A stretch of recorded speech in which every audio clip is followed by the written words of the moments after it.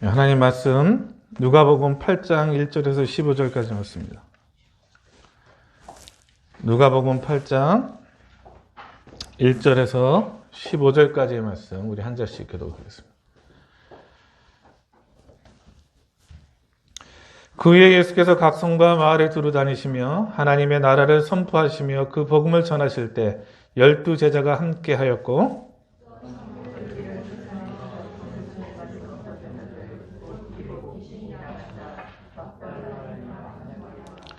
헤롯의 청지기 구사의 아내 요한나와 수산나와 다른 여러 여자가 함께하여 자기들의 소유로 그들을 섬기더라.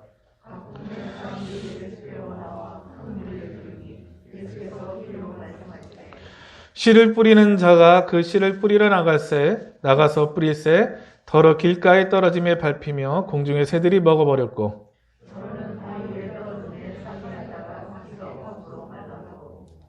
더러는 가시떨기 속에 떨어짐에 가시가 함께 자라서 기운을 막았고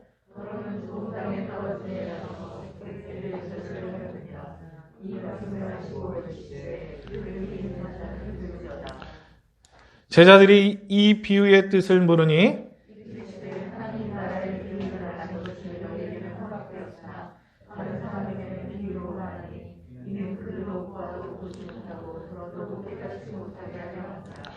이 비유는 이러하니라. 씨는 하나님의 말씀이요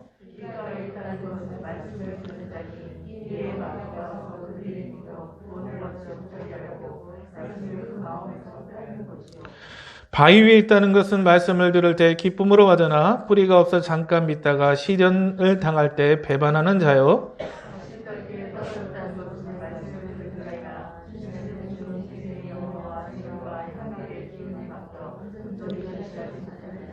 함께 하겠습니다. 좋은 땅에 있다는 것은 착하고 좋은 마음으로 말씀을 듣고 지키어 인내로 결신하는 자니라. 아멘. 한번 제목 따라 하실까요? 하나님 나라를 영접하라. 예, 우리가 이제 사순절 기간을 맞이했는데 사순절은 바로 40일을 의미합니다. 그래서 초대교회 때부터 부활절 전 40을 의미하는데 정확하게는 46일입니다. 그래서 부활절 전 약 6주 동안 예수님께서 광야에서 40년, 아니 40일을 시험 받으시고 하셨던 것처럼 그 40일이라는 일을 기억해서 이제 부활절, 그 고난주간을 포함해서 약 6주 동안 예수님의 말씀과 고난의 삶을 묵상하면서 초대교회가 보냈던 시간입니다. 그래서 이 사순절이라는 시간을 우리 기독교에서도 지키고 캐톨릭에서도 이 사순절을 함께 지킵니다. 오늘 그래서 우리가 함께 사순절을 묵상하면서 우리가 예전처럼 함께 모여서 예배하고 기도하는 데는 어려움이 있지만 그래도 예수님을 묵상하면서 우리가 이 코로나 시대를 보낸다면 우리가 이 어려움을 이겨낼 수 있는 은혜와 용기를 우리에게 허락하신 줄로 믿습니다. 지난 수년 동안 전 세계에서 가장 큰 화두가 되었던 것이 뭐냐면 미국과 중국의 충돌이었습니다. 예. 미국은 자유민주주의의 심장이라고 이렇게 이야기하죠. 그래서 약 4억에 가까운 인구고요. 1인당 GDP가 6만 달러가 넘습니다. 미국이. 엄청나죠. 예. 그래서 경제, 군사 분야뿐만 아니라 전 분야에 있어서 세계 최강대국의 자리를 2차 세계대전 이후부터 지키고 있어요. 예. 그래서 기축통화라고 해서 전 세계에서 뭐 물건을 사고 팔 때 달러로 계산을 할 정도로 그만큼 이제 많은 힘을 가지고 있는 미국입니다. 그리고 중국은 어떻습니까? 공산주의의 마지막 보루와도 같죠. 인구가 약 13억에서 14억. 인구를 기반으로 해서 정치는 공산주의, 경제는 시장주의, 자유주의를 표방해서 중국도 엄청난 발전을 이뤘어요. 중국의 1인당 GDP가 약 10,000달러가 넘습니다. 그 인구가요. 약 14억에 이르는 인구가 10,000달러에 이르니까 엄청난 거죠. 근데 이제 힘이 강해지고 하다 보니까 이 두 나라 사이에서 이제 분쟁이 일어나는 거예요. 그래서 얼마 전보다 대만 문제나 남중국 문제에서 군사적인 이 충돌 위기가 일어난 겁니다. 단순히 이제는 경제적인 무역 분쟁의 수준이 아니라 많은 전문가들이 이러다가는 이제 군사적인 충돌이 일어날 것이다. 그래서 지금 예전 세계의 화약고가 옛날엔 중동 지역이 아니라 요즘 이 남중국해라고 말할 정도로 그렇게 이제 상황이 쳐닿고 있는데요. 바로 이제 인류 역사를 보면요.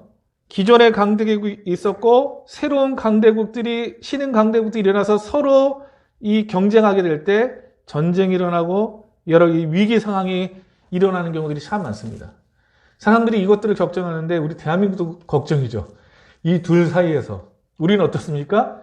미국하고는 끊을 수 없는 6.25 전쟁에서 그 끊을 수 없는 그 끈이 있고 중국은 가장 가까운 데서 또 경제적으로 또 이 무역을 하는 상황에 있고 그래서 참 우리나라가 어려운 상황에 있어요. 또 이제 이 남북한이 좀 화해하려면 주변 나라들과의 어떤 그 뜻이 맞아야 되는데 이런 관계에 있으니까 참 어려운 가운데 있습니다. 그런데 이 땅에서도 여러분들 나라와 나라 사이에 충돌이 일어나듯이 영적인 세계도 마찬가지입니다. 여러분들. 오늘 우리의 영적인 세계에서 오늘 누가복음은요. 예수님의 사역과 함께 이 땅에 임한 하나님의 나라에 대해서 기록을 하고 있어요. 오늘 이 본문의 말씀이 공관복음서, 마태나 마가누복음에 기록이 되어 있는데 오늘 누가복음의 차이점은 무엇이냐면 바로 이 예수님의 씨 뿌리는 자의 비유 앞에 등장하는 하나님의 나라입니다. 이 복음서 중에서요. 하나님의 나라에 대해서 가장 많이 언급하고 있는 복음서가 바로 누가복음입니다. 그래서 누가복음은 하나님의 나라가 계속 등장을 해요. 그래서 오늘 이 본문을 이해하는 데 있어서 특히 누가복음의 씨 뿌리는 자의 비유와 이 이후에 이어지는 그 말씀들을 이해하는 데 있어서 가장 중요한 해석의 키는 하나님의 나라입니다, 여러분들. 이 땅의 나라들도요, 어땠습니까? 충돌이 일어나요. 그런데 예수님의 사역과 함께 이 땅에 하나님의 나라가 임할 때 하나님의 나라와 이 땅의 나라 사이에 충돌이 있었겠습니까? 없었겠습니까? 당연히 있었겠죠. 아주 이 세상에 일어나는 어떤 전쟁보다도 더 아주 치열한 전쟁이 영적인 세계 가운데 일어났습니다. 오늘 예수님의 활동 당시를 보면요. 겉으로는 헤롯 왕이 압제를 하고 있었고 로마 제국이 식민지 지배를 하면서 이 유대 지역을 수탈하고 있었습니다. 겉으로는 그랬고요. 속으로는 어땠냐면 바로 유대 종교 지도자들은 형식주의에 빠졌고 타락해서 이 유대인들은요. 악한 사탄마귀의 권세에 사로잡혀서 고통받고 어려운 가운데 있었던 시대가 바로 예수님이 공생애를 시작했던 시대입니다. 이 시대 때 유대교를 보면요. 종교인은 많았지만 신앙인은 없었어요. 신앙인은 적었습니다. 바로 그던 시대가 바로 이 시대였습니다. 바로 이러한 시대 때 예수님이 오셔서 예수님께서 사역을 하셨어요. 예수님의 사역의 특징은 딱 세 가지입니다. 따릅시다. 가르치고, 전파하고, 고치셨다. 하나님의 말씀을 가르치셨어요. 그들이 알고 있는 그냥 표면적인 문자적인 율법이 아니라 그 의미를 가르치셨습니다. 말씀의 의미를 가르치셨어요. 그리고 하나님 나라를 전파하셨어요. 하나님 나라는 뭘 의미하냐면 따릅시다. 하나님의 통치. 독도가 우리 땅입니다. 왜 우리 땅이죠? 거기에는 우리나라가 실효적인 지배를 하고 있어요. 일본이 아무리 우겨도 우리 땅이에요. 왜요? 우리나라 법이 지배하니까요. 그래서 우리 땅입니다. 우리나라 사람이 살고 있고 우리의 법이 지배하고 있기 때문에 바로 우리 땅인 거예요, 여러분. 그런 것처럼 하나님의 나라는 뭐냐면 하나님의 법이 지배하는 거예요. 물론 이전에도 하나님의 법은 지배했습니다. 그러나 예수님의 탄생을 통해서 하나님의 통치가 본격적으로 일어나는 거예요. 죄로 인하여 오염됐던 이 세상 가운데 하나님의 통치가 본격적으로 임하는 것입니다. 그리고 예수님께서 이 하나님의 통치가 본격적으로 임했다는 그 사실을 깨닫게 하기 위해서 놀라운 병고침의 역사와 귀신이 떠나가는 역사들이 바로 복음서에 기록이 되어 있습니다. 예수님의 통해 하나님의 나라가 임할 때 마귀도 가만히 있지 않았죠. 마귀가 어떻게 했습니까? 예수님을 핍박했어요. 광야에서 예수님 금식한 후에 예수님을 시험했고요. 바리새인들과 사두개인들 종교 지도자들을 통해서 예수님을 모함하고 온갖 것들로 예수님을 핍박했습니다. 나중에 어떻게 했습니까? 백성들 군중 심리를 일으켜가지고 예수님을 십자가에 못 박게 했죠. 다 이것이 마귀가 예수님을 통해 임한 하나님의 나라를 대적하는 방법이에요. 그런데 예수님께서 어떻게 하셨습니까? 부활하심으로 모든 것을 이겨버리신 거예요. 부활하심으로 예수님께서 모든 것을 승리하시고 예수님께서 승천하셨어요. 그래서 예수님께서 하신 말씀은 뭐냐면 사탄은요, 뱀이 그 머리를 상한 것 같이 예수님께서 부활하심으로 말미암아 사탄은 패했어요. 하지만 뱀이 머리가 딱 상한 다음에 그냥 죽습니까? 몸부림칩니까? 몸부림치고 있죠. 지금은 어느 시대입니까? 예수님의 부활하심으로 패한 그 사탄이 마지막 발악을 하고 있는 시대예요. 언제까지? 예수님 다시 오실 때까지. 예수님이 다시 오셔야지 이것이 끝나는 것입니다. 그렇기 때문에 예수님이 통해서 하나님의 나라가 있을 때, 임할 때 이 땅의 나라들, 즉 마귀의 권세 가운데 있는 세상의 나라들도 가만히 있지 않았다는 거예요. 바로 이처럼 하나님 나라와 하나님의 나라가 유대 땅에 임할 때도 이러한 충돌이 일어났고요. 이 하나님의 나라가 우리 한반도에 임할 때도 그런 충돌이 일어났고요. 이 하나님의 나라가 우리의 심령과 우리의 가정과 우리의 지역 가운데 하나님의 나라가 임할 때도 충돌이 일어나겠어요? 안 일어나겠어요? 일어나는 거예요. 이것을 신앙적으로 뭐라면 따십시다. 영적 싸움, 영적 전쟁, 영적인 전쟁이 일어나는 거예요. 두 나라 사이가. 물론 예수님께서 다 이기셨지만 마귀는 어땠습니까? 마지막 순간까지 발악을 하는 거예요. 오늘 예수님께서는요, 오늘 이 비유의 말씀을 통해서 우리에게 교훈하시는 것이 무엇이냐면 하나님의 나라를 경험한 사람들에게는 여러 가지 시험과 유혹이 따라온다는 것입니다. 하나님의 나라가 임할 때 그 나라를 반대하는 세력들이 온갖 시험과 유혹으로 방해하고 예수님을 핍박했던 그 이 세상의 나라가 예수님을 믿는 자들을 핍박하고 유혹한다는 거예요. 그래서 오늘 이 말씀을 통해서 예수님께서 주시는 교훈은 뭐냐면 너희는 하나님의 나라를 구경하는 자가 아니라 하나님 나라를 영접하고 그 하나님의 나라의 열매를 누리는 자가 되라는 것입니다, 여러분들. 할렐루야? 오늘 저와 여러분들 가운데 하나님의 나라는 임했습니다. 근데 중요한 건 뭐냐면 하나님의 나라를 그냥 구경하는 사람이 아니라 하나님의 나라를 영접하고 그 하나님의 나라의 열매와 능력을 경험하는 것입니다, 여러분들. 우리 오늘 코로나 시대 가운데서도 하나님의 나라는 우리 가운데 임하고 우리 가운데 능력으로 역사하고 계심을 믿으시고 이 하나님 나라를 영접함으로 열매를 누리시는 우리 큰사랑교회 성도들 되시기를 주임으로 축원합니다. 오늘 본문을 통해서 예수님은 세 가지를 말씀하십니다. 한번 다 같이 읽어보실까요? 시작. 하나님 나라를 영접하는 자가 되라는 거예요. 오늘 1절의 말씀 보시면 그 후에 예수께서 각 성과 마을에 두루 다니시며 하나님의 나라를 선포하시며 그 복음을 전하실 때 12제자가 함께하였고 예수님께서 하나님 나라를 선포하셨어요. 너희들 가운데 하나님의 통치가 임했다. 너희들이 비록 로마의 식민지와 헤롯의 압제 가운데 살고 있지만 악한 사탄 마귀의 여러 가지 지배와 고통 가운데 살았지만 이제 예수를 통해서 이 땅 가운데 하나님의 통치가 본격적으로 임했다. 이 사실을 선포하시는 거예요. 이 하나님의 나라가 선포하시고서 그 말로만 끝나는 게 아니라 예수님 이 하나님의 나라의 임재 속에 어떤 일이 일어나냐면요. 2절 말씀을 다 같이 읽겠습니다. 시작.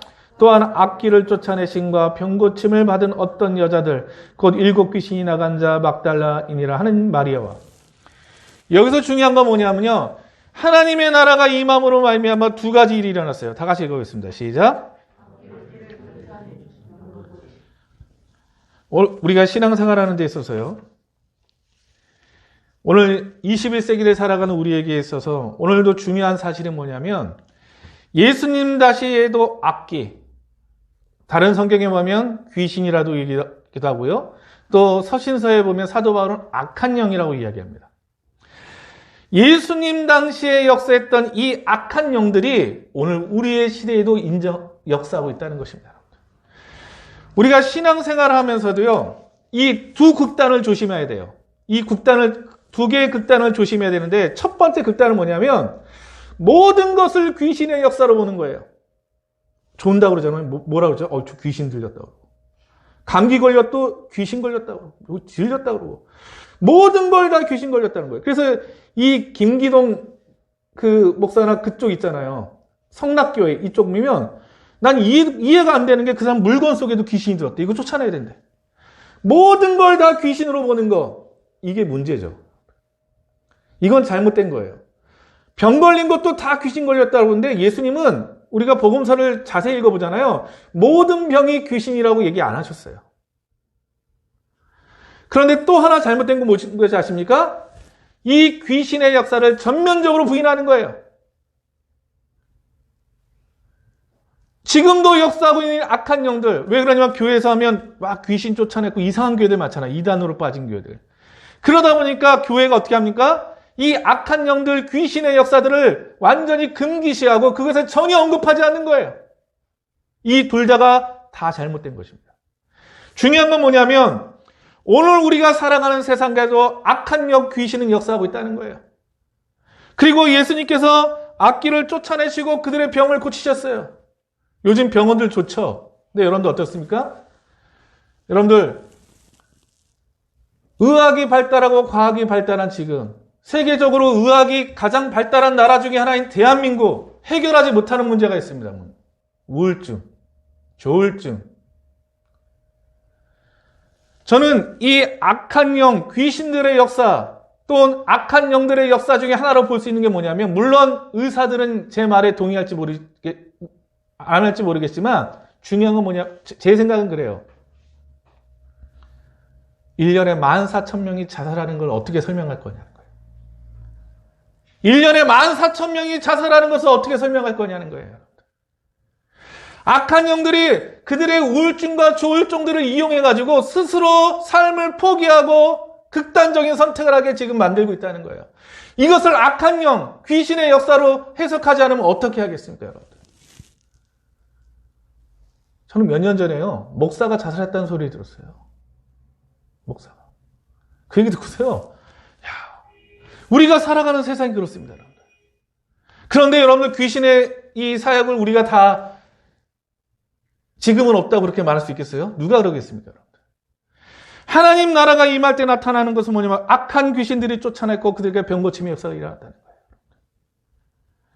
오늘 보면은 이 놀라운 역사들을 경험했고 이 하나님 나라를 경험했던 사람들의 첫 번째는 누구냐면 제자들이었고요. 오늘 본문에 등장하는 여인들입니다. 7 귀신이 나간 막달라 마리아, 그리고 구사의 아내 요한나와 수산나, 그리고 여러 여인들. 왜 여인들이 많이 기록되어 있냐면요, 지금도 정신학적으로 보면요, 압제되고 눌리고 학대받는 사람들 가운데 정신적인 질환들이 나타나기 쉽다는 거예요. 오늘 이 시대 때 여인들이 어땠습니까? 압제당하고 고통당하고 빼앗기고 폭력당하고 그런 시대 가운데 살았어요. 그래서 억눌린 자들이에요. 오늘 예수님이 하나님의 나라가 임했을 때 이 억눌렸던 자들, 박해받았던 자들, 소외받았던 자들, 그들 가운데 놀라운 역사들이 일어났습니다. 악한 귀신들이 쫓아나고 병고침의 역사들이 일어났어요. 오늘 하나님의 나라가 그들이 하나님의 나라를 영접함으로 말미암아 그들 가운데 치유와 회복의 역사가 일어났고요. 그리고 구원의 역사가 일어났습니다, 여러분들. 구원의 역사가 일어난 이후에 이들이 어떻게 했습니까? 자기들의 소유로 그들을 섬기더라. 누구를 섬겼어요? 예수님과 제자를 섬겼어요. 예수님을 따라다니면서 예수님과 제자들이 함께하는 사역에 그들이 동참하였고 예수님과 제자를 섬겼고 이 여인들이 초대교회의 중심이 됐습니다. 초대교회를 세우는 기둥이 됐어요.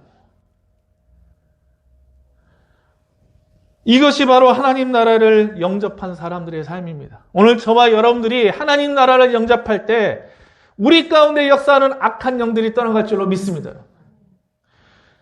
제 주변에서 보면요, 도무지 이해가 안 가는 사람들이 있어요.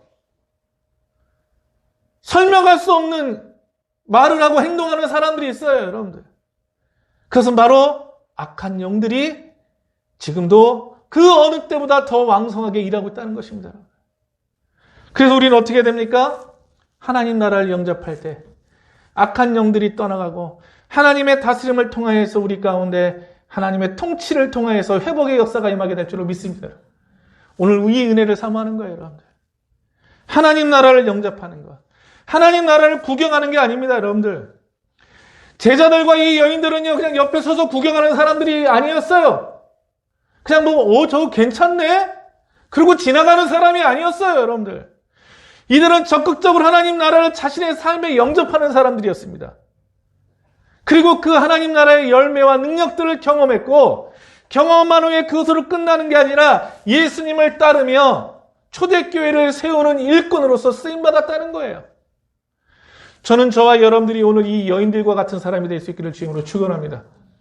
하나님 나라를 영접하고 그 은혜와 치유와 회복과 구원의 역사를 경험하고 그 받은 은혜 가운데 하나님의 나라를 세워가는 일을 하는 거예요, 여러분들. 교회가 왜 중요합니까? 이 땅에 하나님의 나라를 세워가는 기간이에요. 교회가 무너진다면 이 땅 가운데 하나님의 나라가 무너져가는 것입니다, 여러분들.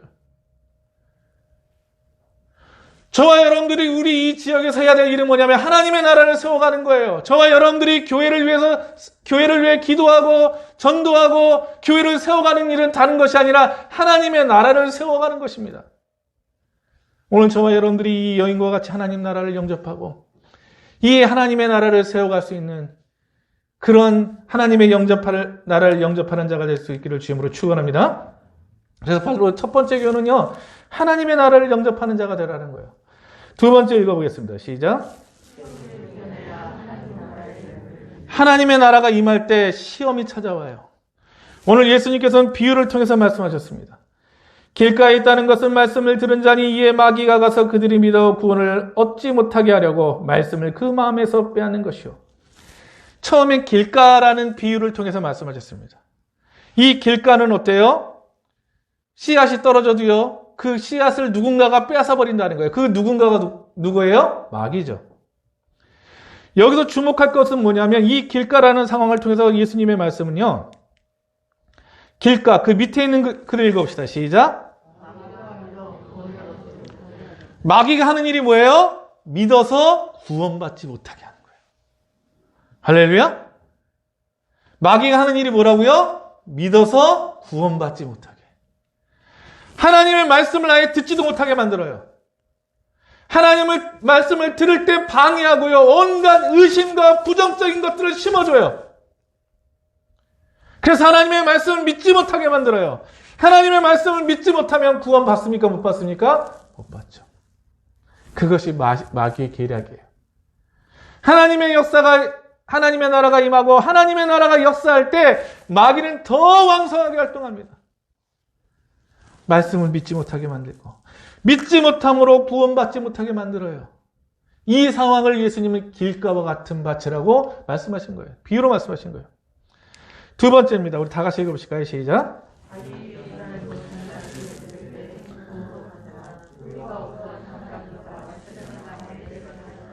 길가가 마귀의 시험을 상징한다면 바위, 우리 마태복음이나 다른 성경엔 돌밭이라고 기록이 되어 있죠.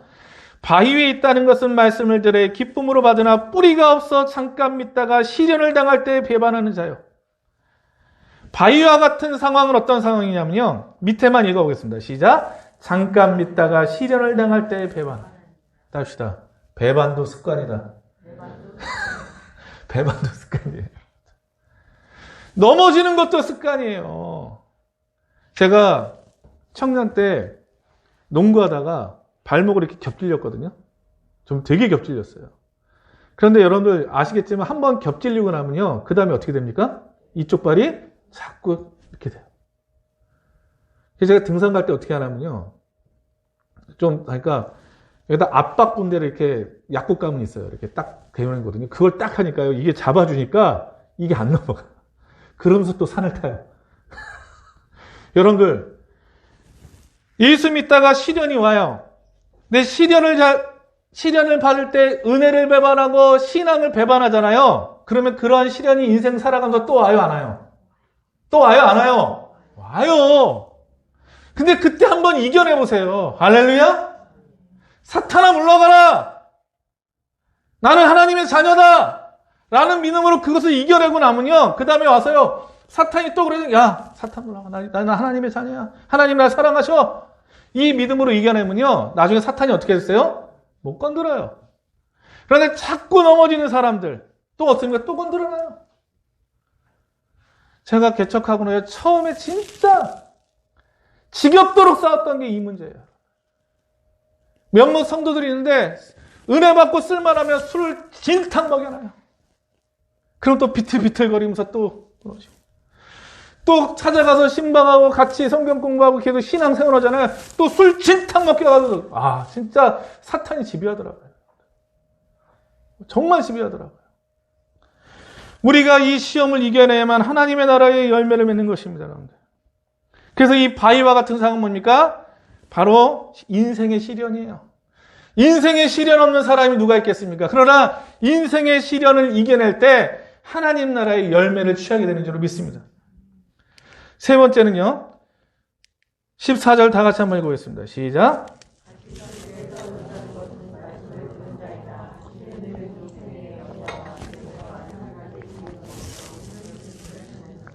가시떨기는 어떻게 됩니까? 자라나서 그 밑에 있는 것들을 가리우죠. 그래서 밑에만 읽어보겠습니다. 시작. 이생의 염려와 재물과 황량의 기업. 다시 합시다. 염려, 근심, 향락. 이 세 가지로 인해서 믿음이 자라나지 못하고 하나님 나라가 열매를 못 맺는 경우를 가시떨기와 같은 상황으로 말씀하셨습니다. 삶을 살아가면서 염려하는 사람이 누가 있겠어요? 근심 없는 사람이 누가 있겠습니까? 하고 싶은 것 없는 사람이 누가 있겠어요? 그런데 중요한 건 뭐냐면 우리는 말씀의 능력으로 하나님의 나라의 능력이 이것보다 강할 때 우리는 이겨내게 되는 줄 믿습니다. 그런데 염려와 근심과 향락이 우리에게 찾아오는데, 즐거움이 찾아오는데 은혜가 약해지고 말씀에 대한 믿음이 흔들리기 시작하면 뭐예요? 이게 더 커져버리는 거예요. 커져버리는 거예요. 우리가 은혜가 있고 믿음이 굳건해서 이것을 이겨내버리면 상관이 없는데 결국 마귀는 뭐합니까? 염려와 근심과 즐거움으로 많은 사람들이 하나님 나라를 경험은 했지만 열매 맺지 못하고 영접하지 못하게 만든다는 것입니다. 시험을 이겨내야만 하나님 나라를 열매를 맺을 수 있다는 거예요. 그래서 이사야 26장 3절 말씀, 우리가 잘 아는 말씀인데 다 같이 한번 읽어보겠습니다. 시작.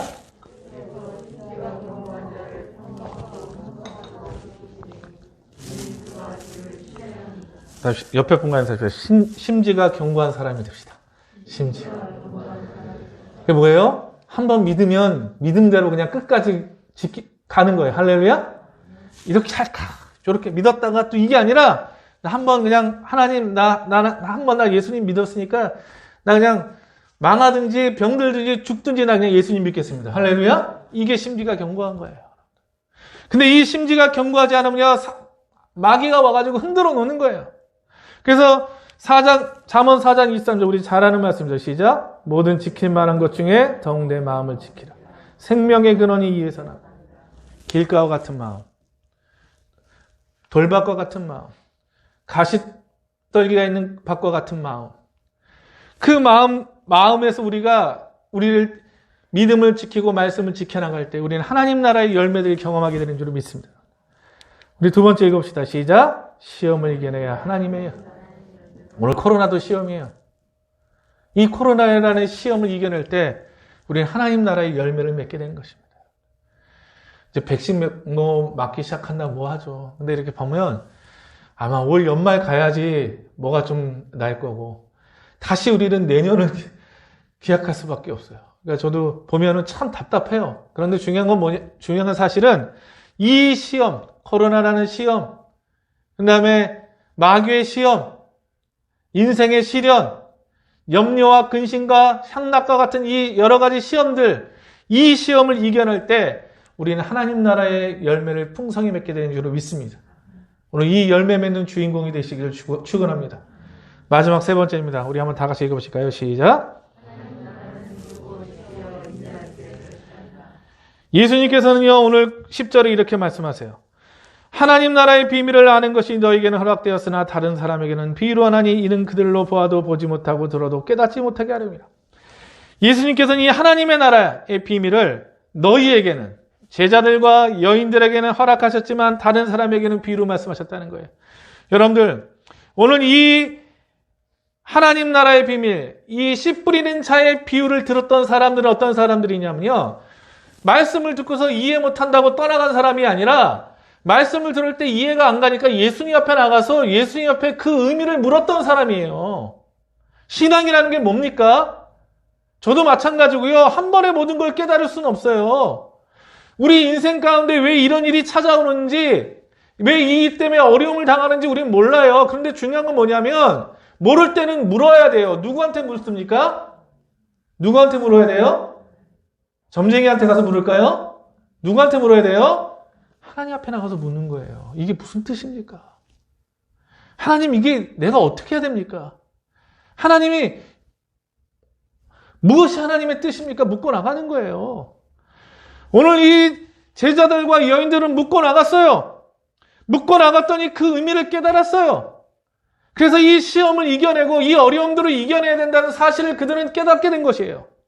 오늘 저와 여러분들이요, 이 하나님의 나라의 비밀을 깨닫는 은혜가 우리 모두 가운데 있기를 주님으로 축원합니다. 우리 인생 가운데 일어나는 일들, 어려움들, 거기서 하나님의 뜻을 묻는 거예요. 왜? 하나님은 여전히 일하시기 때문에, 다스리시기 때문에. 하나님을 의지하고 나갈 때 하나님이 깨닫게 하시고, 오늘도 우리에게 이 열매 맺는 역사를 허락하시는데요. 어떻게 열매를 맺냐면 오늘 15절 말씀 다 같이 읽어보겠습니다. 시작.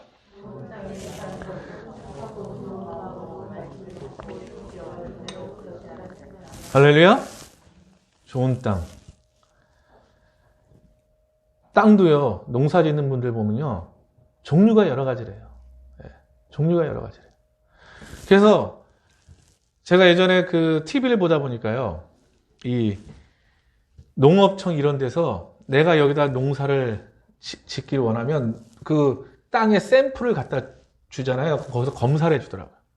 검사를 해가지고, 이 땅에선 어떤 작물이 잘 자랄 겁니다. 이걸 알게 해주더라고요. 그래서, 진짜 요즘에는 농업도 과학이 돼가는구나. 그렇게 느꼈는데, 여러분들, 우리가, 예수님께서는 좋은 땅에 대해서 말씀하세요. 예? 좋은 땅. 좋은 땅에서 말씀하시는데, 아까 말씀드렸던 처음이 길가. 그 다음에, 뭐였죠? 돌밭. 그 다음에, 가시떨기. 그런 밭이 아니라, 그러면 좋은 땅은 어떤 동이냐? 바로 착하고 좋은 마음이래요. 그러면 착하고 좋은 마음은 뭐냐? 듣고 지켜 인내로 결실하는 마음이라는 겁니다. 답시다. 착하고 좋은 마음. 착하고 좋은 마음이 어떤 마음이에요? 답시다. 듣고 지켜 인내로 결실하는 마음. 답시다. 시작. 듣고 지켜 인내로 결실하는 마음. 여러분 보십시오. 듣는다는 것, 그리고 듣는 것으로 끝나는 게 아니라 지키는 것. 듣고 지키는 것으로 끝나는 것이 아니라 듣고 지키면서 인내하는 것. 이것은 뭐냐면 하나님의 말씀에 대한 자세예요. 하나님의 나라에 대한 자세예요. 여러분, 우리가 그 학교에서 선생님들이 어떤 학생들 좋아합니까? 수업 시간에 듣는 자세가 좋은 학생들 좋아하죠. 예. 여러분, 우리의 신앙도요, 공부에도 자세가 중요하듯이 신앙에도 자세가 중요한 줄로 믿습니다. 이렇게 보면 항상 뭔가 부정적인 거에 이렇게 삐딱한 분들을 가끔 만나요. 감사하게도 우리 교회에 그런 분들이 많지는 않아요. 가끔 오셔. 근데 가끔 보면은 벌써 자세가요, 딱 이러고 이렇게 다리 꼬고서 이러고 앉아있으면요, 물론 그러고도 은혜 받을 수 있어요. 은혜 받을 수 있어요. 근데요, 항상 마귀는 우리 가운데, 마음 가운데 부정적인 걸 넣습니다. 그런데 말씀을 듣고 지키어 인내로 결실할 때 하나님께서, 오늘 예수님께서는 열매를 맺게 된다는 거예요. 결국 말씀을 향한 자세, 하나님 나라를 향한 자세가 그것을 결정하는데, 열매 맺기 위해서는 듣는 단계가 있고요, 지키는 단계가 있고 인내하는 단계가 있다는 것입니다. 그래서 하나님의 나라는요, 듣고 지키어 인내할 때 결실한다는 거예요. 우리나라에 이 땅에 복음이 전파된 지 한 140년이 넘어가고 있습니다.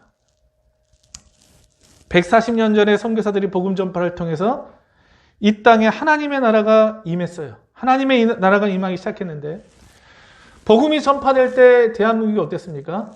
그 당시 구한 말에 우리나라는요. 주변 세계 열강의 각축장이었습니다. 미국, 러시아, 중국, 일본 대표적으로. 다른 나라들도 있었어요. 근데 이 대표적으로 네 나라들이 한반도에 모인 이유가 뭡니까? 이 한반도를 어떻게 하려고요? 식민지 지배하려고요. 어떻게 하든지. 어떻게 하면 이 땅을 먹을까 그러고서 미국, 중국, 러시아, 일본이 각축을 벌였어요. 그러다가 미국은 가스라테프트 조약이라고 외무상까지 일본 외무상하고 딱 서로 조약을 맺고 미국은 필리핀 먹을 테니까 일본 너는 한반도 먹어. 이랬어요. 그리고 일본이 러일전쟁, 중일전쟁 이기면서 어떻게 합니까? 이 땅을 식민지 지배하는 거예요. 그런데 여러분들 주변의 열강들이 이 한반도를 지배하는 이유는 뭡니까? 다른 게 아니야. 압제하고 수탈하기 위해서. 빼앗기 위해서. 지배하기 위해서. 수탈하기 위해서 이 땅에 그들이 진출했던 거예요. 그런데 140년 전에 선교사들이 이 땅에 와서 하나님 나라를 전파했습니다. 그런데 여러분들 하나님 나라가 전파될 때 어떤 역사가 일어났어요? 하나님 나라는 이 땅에 무엇을 세웠습니까? 교회를 세웠고요. 학교를 세웠고요. 병원을 세웠습니다. 할렐루야. 이게 하나님의 나라예요. 교회를 세워서 한글어 학당을 만들었어요. 조선의 여자들에게 글을 가르쳤어요. 왜? 성경 가르치기 위해서. 뭐 연세대, 이화대, 무슨 숭실대 이런 많은 학교들 보시죠. 중고등학교도요. 헤아릴 수 없을 정도로 많은 학교를 세웠어요. 병원이요. 세브란스 병원, 고대병원도 저거 선교사가 세운 거예요. 병원을 세웠어요. 지금도요. 그 병원들이요. 혜택을 지금 누리고 있어요. 하나님의 나라는 이 땅 가운데서 수탈하고 압제하기가 아니라 치유하고 회복하고 구원하기 위해서 임했다는 거예요. 그래서 교회 세웠고 학교 세웠고 병원 세웠습니다. 여러분들. 그 선교사들이 세운 병원에요. 고종 황제도 와서 치료받고 갔어요. 네, 선교사들을 통해서요. 그런데 너무나도 감사한 건 하나님의 나라가 임할 때 우리 믿음의 조상들의 자세가 너무나 좋았어요. 믿음의 자세가 좋았는데 우리 이 믿음의 조상들은요. 하나님의 말씀을 듣는 것으로 끝나는 게 아니라 듣고 지키고 인내했다는 것입니다. 할렐루야. 그래서 우리보다 훨씬 더 전에 복음을 전해 들었지만 복음의 부흥의 역사가 일어나지 못하고 그냥 기독교 인구가 1%, 2%밖에 안 되는 나라들도 허다해요. 그런데 우리나라는 뭐예요? 그 하나님의 나라가 임해서 놀라운 역사가 일어났어요. 그런데 우리들의 신앙에 있어서 우리들의 믿음의 조상들이 하나님의 말씀을 듣고 지키고 행하는 데는요, 크게 세 가지로 나타났습니다. 첫째가 뭐냐면요, 따라합시다. 주의성수.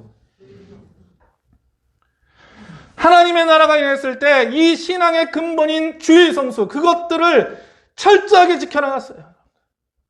그분들이 우리보다 살기가 편했던 게 아니에요. 더 고달팠어요, 여러분들. 그 고달픈 삶에서도 주의성수하겠다고 말씀을 듣고 지키며 행하며 인내했던 거예요. 두 번째는 뭐냐면 땁시다. 기도신앙. 우리 믿음의 조상들은요, 기도의 신앙을 굳건히 했습니다. 전 세계 새벽교회가 보편화된 나라는 우리나라밖에 없어요. 금요철화, 주일 저녁 예배, 우리나라밖에 없어요. 기도의 신앙으로서 일제의 절망적인 시기 속에서 그걸 이겨낸 거예요. 여러분. 제가 청년 때 여기 국민대에 올라가는데 삼각산 기도는 유명하잖아요. 저는 청년부에서 한번 주일학교 교사 한 분이 한 달에 2번씩 올라가는데 열심히 기도를 하고 있는데 똑똑똑거리더라고. 봤더니 외국 사람이야. 외국 사람인데 옆에 이제 한국 사람이 데려오고 미안한데 그때 어느 나라에서 왔다고 이거 동남아시아 쪽이었어요.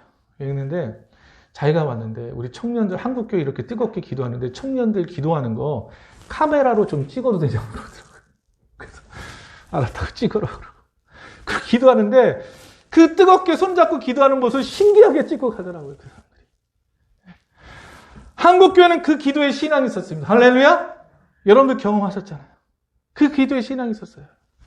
제가 예전에 전도사 때 그 교회 나오는 그 집사님 중에 옆에 큰 교회 기도원 그 관리하는 집사님이 있었어요.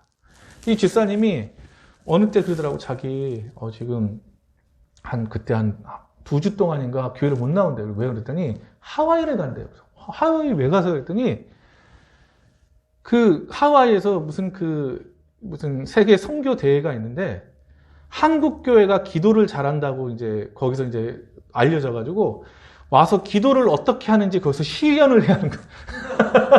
그것 때문에 하와이까지 가시더라고요. 근데 그 집사님이 기도 진짜 열심히 하셨거든요. 제가 그래서 한국 교회는 그 기도의 신앙이 있어요. 주일 성수, 기도 신앙. 그래서 세 번째가 뭐냐면 따르시다. 물질적인 헌신. 처음 선교사들이 복음을 전할 때요. 네비우스 성경 전책을 폈습니다. 이게 뭐냐면 자립을 강조해요. 우리가 복음은 선교사들에 의해서 우리가 그 복음의 빚을 졌지만 우리 물질까지 도움받지는 말자. 복음은 그들을 통해서 전해받았지만 물질은 우리가 어렵지만 우리가 헌신하고 우리가 우리의 교회를 세우고 우리의 하나님 나라를 이 땅에 건설하자. 그래서 물질적인 헌신을 했어요. 계란 10개 남으면 하나 이렇게 드리는 거예요. 다 현물이죠. 주일 성수, 기도 신앙, 물질적인 헌신. 그것이 이 땅 가운데 하나님의 나라를 세우는 큰 축이었고 듣는 것으로 찍히는 게 아니라 듣고 지키고 인내함으로 나갔을 때 오늘날 대한민국에 이 놀라운 결실이 있었는 줄로 믿습니다. 약한 사탄마귀가요 그걸 공격해요. 주일 성수 공격하고요. 기도 신앙 공격하고요. 물질적인 헌신 공격해요. 왜요? 그래야지 이 땅 가운데 하나님의 나라가 무너지니까. 듣고 지키고 인내하는 성도가 아니라 듣고 아멘하고 끝나는 성도로 만들어버리니까요. 하나님 나라를 경험하는 자가 아니라 하나님 나라를 구경하는 구경꾼을 만드니까요. 여러분들. 저는 저와 여러분들이 구경꾼 되지 않기를 주의 이름으로 축원합니다. 하나님 나라를 경험하셔야 돼요. 듣고 지키고 인내하는 자가 결실한다는 거예요. 오늘 이 코로나 시대 때도 마찬가지입니다. 저도 힘들어요. 듣고 지키고 인내한다는 거. 그런데 이 말씀을 믿기 때문에 다시 오실 주님을 믿기 때문에 우리는 인내하며 나가는 것입니다. 듣고 지킴으로 인내하서 풍성한 열매를 경험하시는 우리 근사랑교회 성도 되시기를 주님으로 축원합니다. 다 같이 기도하겠습니다. 오늘 말씀 기억하면서 하나님 듣고